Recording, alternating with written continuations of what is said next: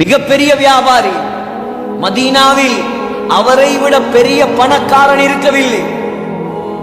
சகோதரர்களே, எதனால் வந்தது அந்த பணம்? எதனால் வந்தது அந்த பரக்கத்?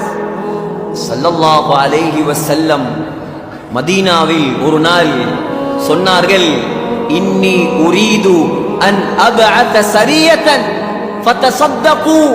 ஏ சஹாபாக்களே, நான் ஒரு படையை அனுப்ப போகிறேன். அல்லாஹ்வுடைய பாதையில் ஒரு படையை அனுப்ப போகிறேன். அந்த படைக்காக கொஞ்சம் யாராவது செலவழியுங்கள், சதக்கா கொடுங்கள். அப்துர் ரஹ்மான் இப்னு அவுஃப் ரலியல்லாஹு அன்ஹு வீட்டில 4000 தங்க காசு இருந்தது. 4000 தங்கம். 2000 கொண்டு வந்து கொடுத்தார் ஸல்லல்லாஹு அலைஹி வஸல்லம் உடைய கையில். ஸல்லல்லாஹு அலைஹி வஸல்லம் கேட்டார்கள், வீட்டில் எதை வைத்திருக்கிறாய்? சொன்னார், யா ரசூலல்லாஹ், அரவாசியை வைத்திருக்கிறேன்.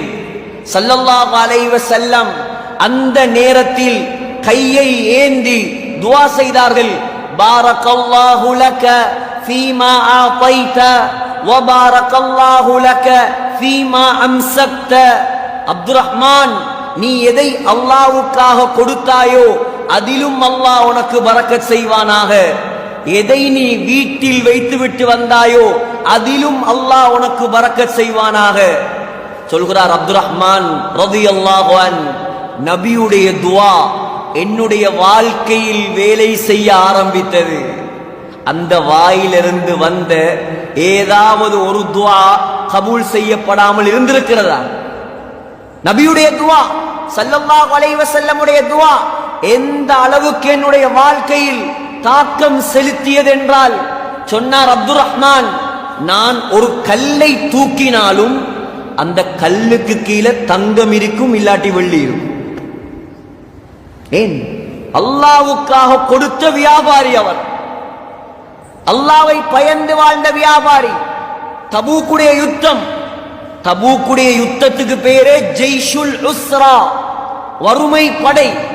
புகாரில வருது, ஸல்லல்லாஹு அலைஹி வஸல்லம் சொன்னாங்க, மன் ஜஹஸ ஜெய்ஷல் உஸ்ரா ஃபலஹுல் ஜன்னah.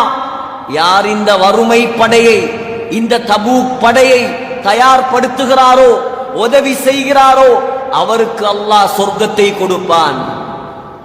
அப்துர் ரஹ்மான் இப்னு அவுஃப் ரலியல்லாஹு அன்ஹு சகோதரர்களே 200 ஊக்கியா தங்கம் கொண்டு வந்தார். 200 ஊக்கியா. உமர் ரலியல்லாஹு அன்ஹு சொன்னாங்க, யா ரசூலல்லாஹ், இவர் 200 ஊக்கியா தங்கம் கொண்டு வந்திருக்கிறார். எனக்கு விளங்குது இவர் வீட்டிலே எதையும் வைக்கவில்லை.